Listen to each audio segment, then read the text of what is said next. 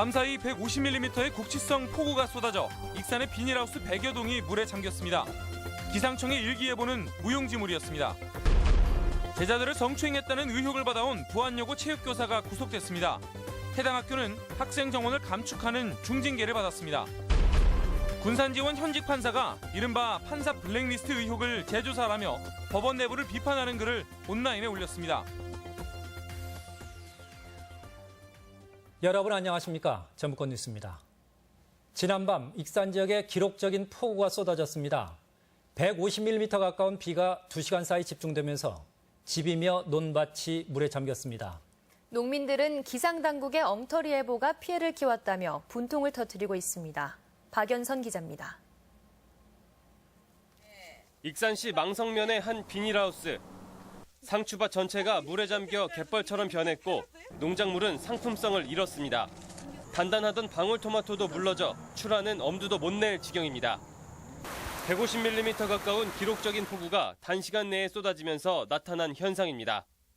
막 물이 저쪽에서 막 콜콜콜 넘어 들어오고 앞에서 들어오고 하는데 아유 이거 못 막어 이거 할 길이 없어. 수확을 불과 사나흘 앞둔 수박밭입니다. 어제 갑자기 폭우가 내리면서 아직도 물이 가득 차 있는데요. 이 비로 기껏 키운 수박은 이미 상품성을 잃었습니다. 피해를 입은 건 주택도 예외가 아니었습니다. 나온 게 황틀 저것이 있어갖고 미끄러서 보조 이것쯤에 하다가서는 그다를 졸라다가 내가 다쳤다. 현재까지 침수 피해를 입은 비닐하우스는 100여 동. 면적으로는 축구장 10개 크기인 10헥타르에 달합니다. 농민들은 정확하지 않은 예보가 피해를 키웠다고 말합니다. 기상청이 오후 5시 발표한 예상 강수량은 30에서 80mm였지만 1시간 뒤 실제 내린 비의 양은 144mm에 달했습니다. 이렇게 많이 올 것 같았으면 딴 물콜에 터놓고 준비를 했지. 그런 상황이 안 됐다고. 그래서 피해를 더 본 거지. 가뭄과 우박, 이번엔 폭우 피해까지 종잡을 수 없는 날씨에 농민들의 고통만 커져가고 있습니다. MBC 뉴스 박연선입니다. 주말인 내일 전라북도 지역은 새벽부터 다시 장맛비가 시작돼 모레 밤까지 50에서 많은 곳은 100mm의 강우량을 보이겠습니다. 전주기상지청은 이번 장맛비는 도내 북부와 동부 산간 지역에 집중되고 국지성 호우도 예상된다며 비 피해 예방에 주의를 당부했습니다. 비가 소강 상태를 보이는 낮 시간에는 기온이 28도에서 31도의 분포로 오늘보다 1, 2도가량 오르면서 후텁지근할 전망입니다. 제자 상습 성추행 의혹을 받아온 부안의 현직 체육교사가 구속됐습니다. 경찰은 추가 가담 교사가 있는지 여부로 수사를 확대하고 있고 교육청은 해당 학교에 학급수 감축이라는 징계를 내렸습니다. 한범수 기자의 보도입니다. 여고생 수십여 명을 성추행한 혐의로 경찰 수사를 받던 부안의 모 여고 체육교사 A씨가 구속됐습니다. 법원은 A씨의 범행이 사회적으로 큰 파장을 불러온 데다 피해자가 많고 교단에 경각심을 줄 필요가 있다며 구속 사유를 인정했습니다. 학생들에게 하고 싶은 말 있나요? 혐의는 다 인정하십니까? A 교사의 금품 갈취 혐의는 이번 영장심사에선 반영되지 않아 향후 수사 과정에서 추가로 밝혀질 전망입니다. 경찰은 모 여고 2, 3학년 학생 전원을 대상으로 추가 개별 조사를 벌인 뒤 A씨 이외 성희롱 혐의를 받고 있는 다른 교사 2명에 대해서도 소환 조사한다는 방침입니다. 도교육청은 해당 학교 재단의 학생 정원을 줄이기로 결정했습니다. 기존 7개였던 학년당 학급수를 4개로 줄이는 대신 인근 특성화고의 상업개반을 순차적으로 인문개반으로 전환해 일반고로 바꾸겠다는 계획입니다. 교육청은 학생 감소와 선택권 확보를 이유로 들었지만 사실상 재단에 대한 강력한 제재인 셈입니다. 차후에 일어날 수 있는 어떤 비리라든지 이런 성과 관련된 문제를 취소하는 차원에서 이런 계획을 세웠습니다. 하지만 학교와 재단 측은 피해 학생과 학부모들에 대한 공식 사과를 미루고 있습니다. 보이지 않게 학부모님들 사이에 염려하는 부분들이 많이 있고 학생들 간의 갈등 부분도 약간 그런 징후도 보이고. 자정 노력에 소홀한 학교와 재단에 대한 도교육청의 제재와 경찰 수사가 어느 선까지 이뤄질지 주목됩니다. MBC 뉴스 한범수입니다. 전주시 수영연맹이 어처구니 없는 학교폭력 대처로 무리를 빚고 있습니다. 폭행을 당한 학생들의 대외 추천을 막고 문제의 수영 코치를 심판에 임명하려 했습니다. 보도에 강동엽 기자입니다. 군산의 한 초등학교 수영부 선수 13명은 대회 출전을 앞두고 발만 동동 굴려야 했습니다. 다음 주 예정된 전주시장배 수영대회에 참가하려 해도 나갈 방법이 없었기 때문입니다. 참가 신청은 공문을 받은 학교에 한해 이루어졌는데 전주시 수영연맹이 접수 마감일까지 이 학교에는 공문을 보내지 않았습니다. 이유는 학교 폭력으로 무리를 빚은 팀이라는 겁니다. 사회적으로 무리를 일으켰다고 하는데요.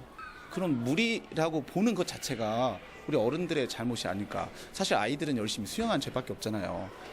문제는 지난해 수영부 코치가 훈육 과정에서 학생들을 폭행하는 사건이 발생하면서부터 시작됐습니다.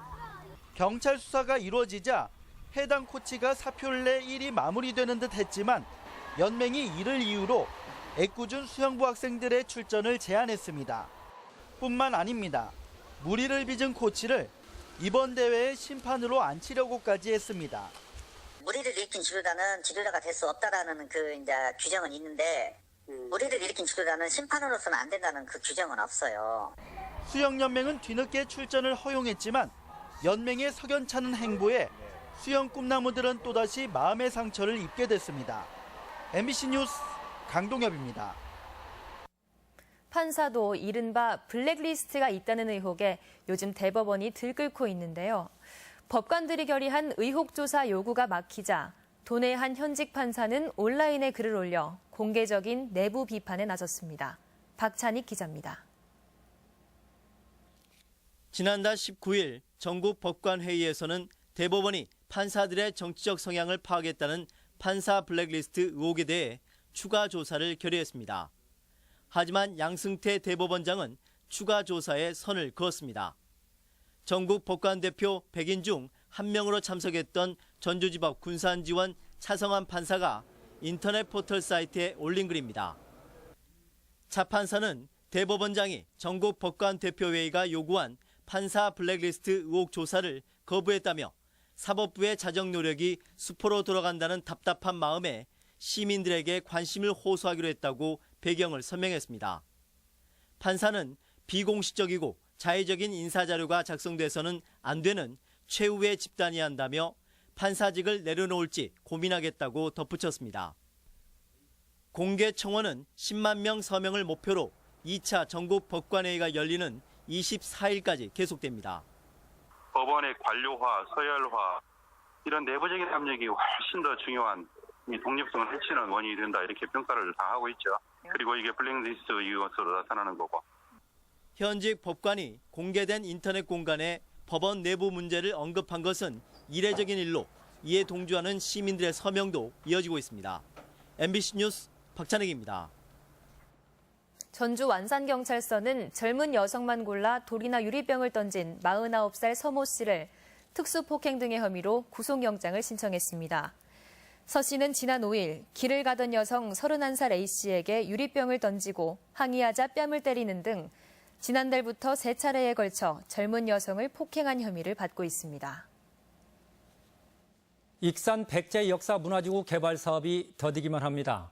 유네스코 세계유산 등재 2년, 기대와 달리 이웃 공주 부여와 개발 격차만 확인하고 있습니다. 김하연 기자가 취재했습니다. 서동요의 주인공, 백제 무왕이 수도를 옮기려고 지었다는 7세기 왕궁터. 우리나라 최초 석탑이 있는 미륵사지와 함께 지난 2015년 유네스코 세계유산으로 지정됐습니다.